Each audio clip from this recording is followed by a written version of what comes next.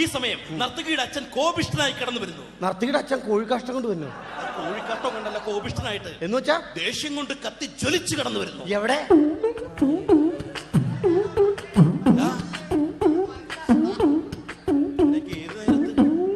കോപം വരട്ടെ, കോപം. ഇനി ഗോപനെയൊക്കെ വിളിക്കണം. നിന്റെ മുഖത്ത് ദേഷ്യം വരട്ടെ എന്ന്. എന്റെ മുഖത്ത് ദേഷ്യം വരില്ല. എന്ത് പറഞ്ഞാലും എന്റെ മുഖത്ത് ഒട്ടും ദേഷ്യം വരില്ല. നാളെ എന്റെ കൊച്ചിനെ പിള്ളേർപ്പെടുത്തക്കാരുണ്ടോട്ട് ഞാൻ ചിരിച്ച് മരിച്ചില്ല എന്നുള്ളൂ. ഇന്നത്തെ ബാലയുടെ ശമ്പളം ഞാൻ തരത്തില്ല കേട്ടാ. ബാലയുടെ ശമ്പളം ഞാൻ തരത്തില്ലെന്ന്. ഇത് മതി, ഈ ദേഷ്യം മതി. വിളിക്ക് മഹാരാജൻ.